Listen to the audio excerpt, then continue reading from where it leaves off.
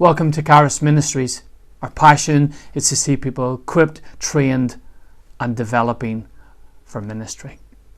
I want to start today by asking you a question that we'll develop into a few videos in the next series. The question is this: is there a key to your own leadership growth?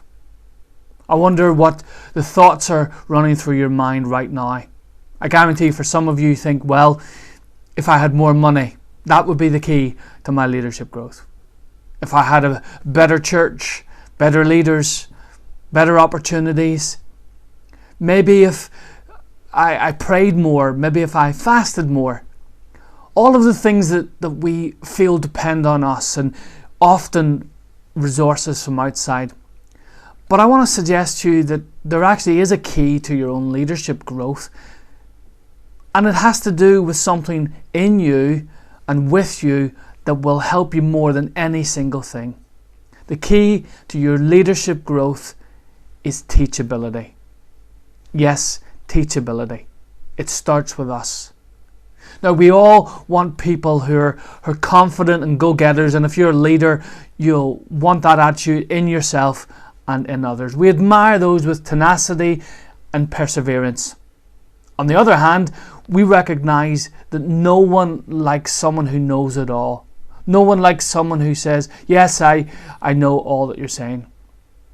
If you've ever dealt with people or met people like that, every time you tried to tell them something, yes, I've done that.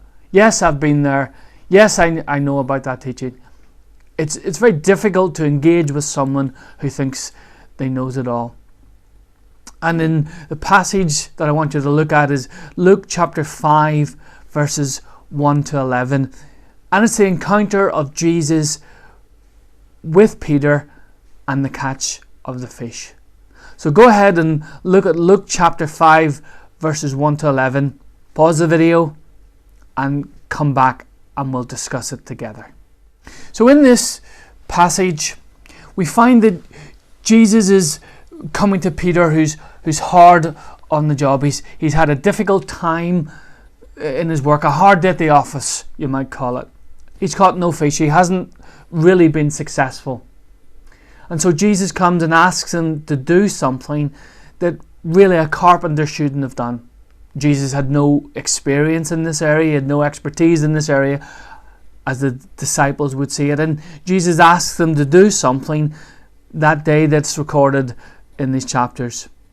He was actually asking them to do more work. He was extending their work day. And think about this as a question.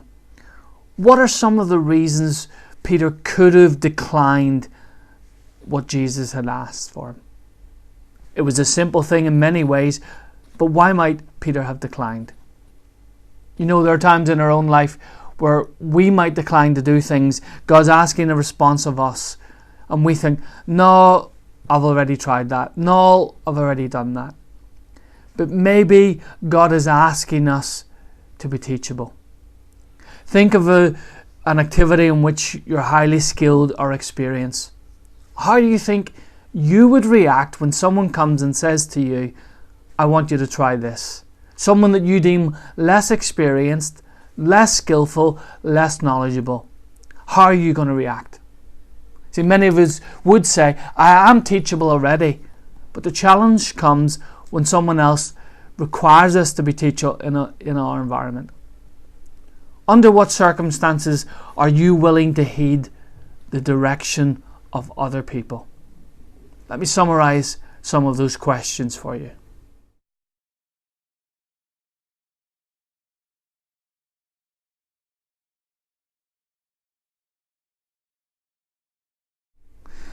From the Old Testament prophets, we see that God wasn't pleased when people weren't teachable. In fact, he required that teachability of them, and in Proverbs talks about, do not rebuke a mocker or he will hate you. Rebuke a wise man and he will love you. Instruct a wise man and he will be wiser still. Teach a righteous man and he will add to his learning.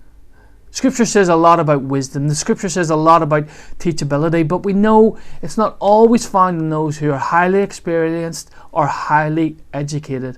In fact, that can sometimes be a barrier to us receiving teaching. We all know people who are intelligent and highly educated, but are not at all teachable. What is the underlying obstacle to that? In a later video, I'm going to look at 5 obstacles to us to be teaching, but firstly ask yourself, what is the underlying obstacle to stop us being teachable? I want to suggest to you that pride is that very thing. Pride keeps me closed to the possibility of learning new things. It keeps me from being teachable. At the end of our passage in Luke 5, it says that these first disciples left everything and followed him. What was it they saw in Jesus that meant they were willing to take the risk to follow him? What was it that drew them to Jesus? Well, we aren't told all the details, but clearly there was something there that meant they were prepared to take the risk in following Jesus. Did they understand everything? Well, clearly not. Even after 3 years with Jesus, they didn't understand everything. But there was something that drew them to him. But there was also something that drew Jesus to these first disciples. And in Peter in particular, I think there's one of these characteristics, the one we're discussing, and that's the idea of teachability. Peter certainly wasn't perfect, but it does seem that he was teachable, that he was willing to learn. And that's one of the things that we're going to have to take on board as well if we are to grow our leadership.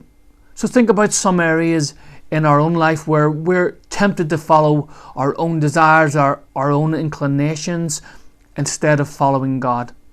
In a moment, I'm going to put some passages and some areas where we need to think about up on screen for you. Think about them in terms of how we view popularity, how we view success, how we view our own leadership, how we view joy. These are some of the areas where we may be challenged in our own thinking, and this is where we find out if we really are teachable.